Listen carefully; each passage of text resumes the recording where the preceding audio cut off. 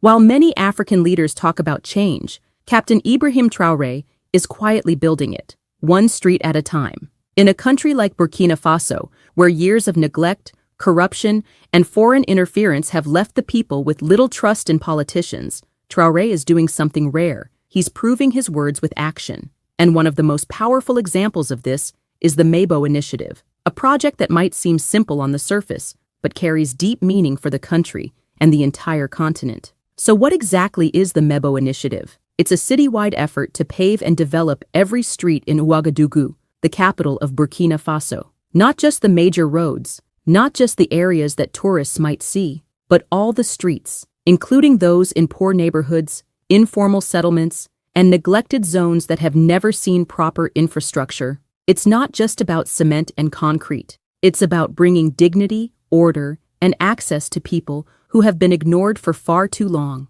What makes this project even more impressive is how it's being done. Instead of hiring foreign contractors or relying on international NGOs, the Mabo Initiative is being carried out by local hands. The materials are sourced locally. The workers are community members. People are not just watching this project happen, they're part of it. They are mixing the concrete, laying the bricks, and taking pride in building the streets they'll walk on every day. This isn't just construction, it's empowerment. This approach sends a powerful message. Burkina Faso doesn't need to wait for outsiders to fix its problems. It doesn't need to beg for help. It already has what it needs: the people, the skills, the will. Under the Mabo Initiative, development isn't something handed down from above. It's something grown from the ground up.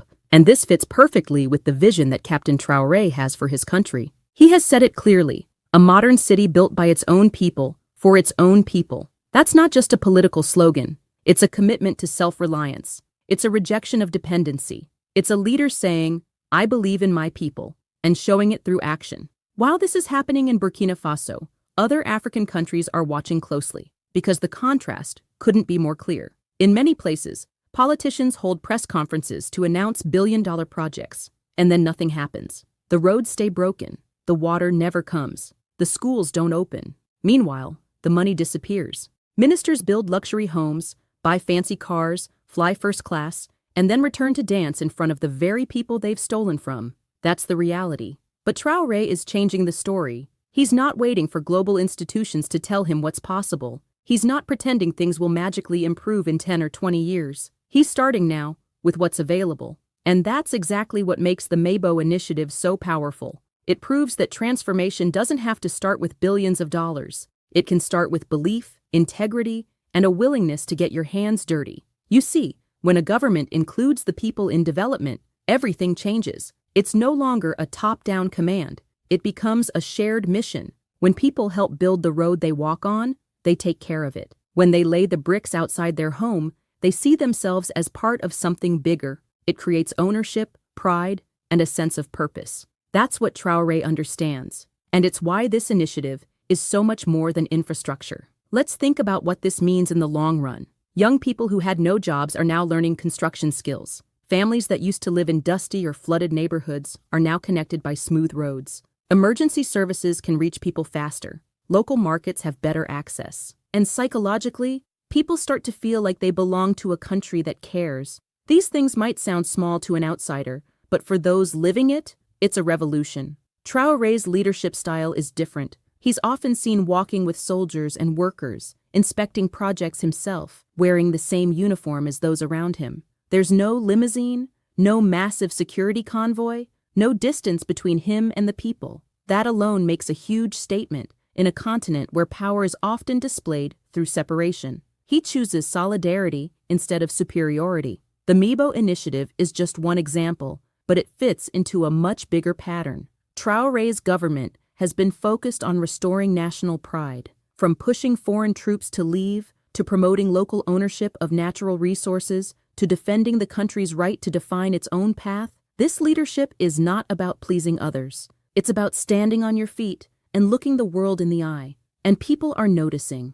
Across Africa, young people are watching Traore and asking questions. Why can't we do the same in our countries? Why do we always wait for foreign aid or external approval? Why do we have leaders who travel abroad more than they visit their own villages? Why are our cities still struggling when we have the knowledge and manpower to rebuild them? These are the questions the Mebo initiative is triggering. It's making people reflect not just on Burkina Faso's future, but on Africa's direction as a whole. Because if one of the world's poorest nations, under sanctions, under threat, can start paving its cities with its own people, what excuse does anyone else have? This is how change begins, not with speeches or documents, but with action, with bricks being laid, with communities being included, with a leader who leads from the front. There's also something deeply symbolic about building roads. Roads connect people. Roads bring access. Roads bring opportunity. When you fix roads, you fix trade, you fix healthcare,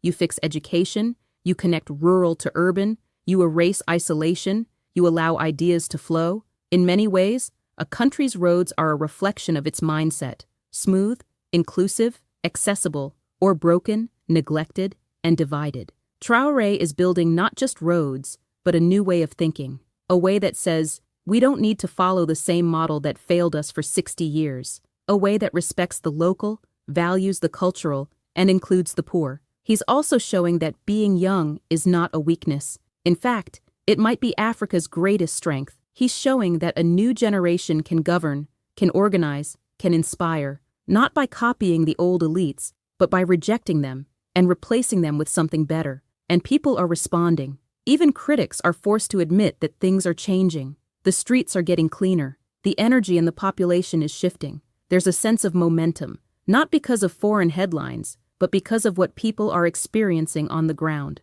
This is what real leadership looks like. You don't need fancy speeches or billion-dollar announcements. You need a vision, a plan, and the courage to bring people along with you. Traore is doing that, and he's doing it without drama, without ego, and without selling out.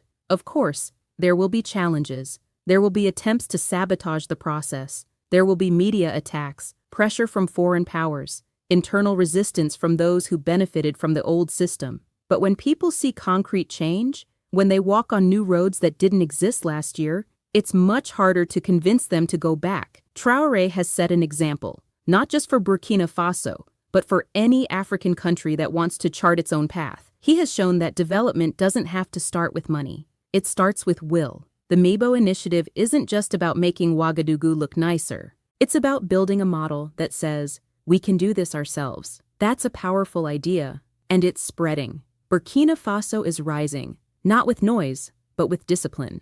Not with outside consultants, but with internal strength. And the world is starting to pay attention. The question now is, who will follow? Because if more African leaders take this path, the path of building, involving the people, rejecting corruption, and valuing sovereignty, then the continent will finally step into the future it deserves. Traore is not perfect. No leader is. But he is doing what so many promised and failed to do. He is building a nation with the people, for the people, by the people. And that changes everything.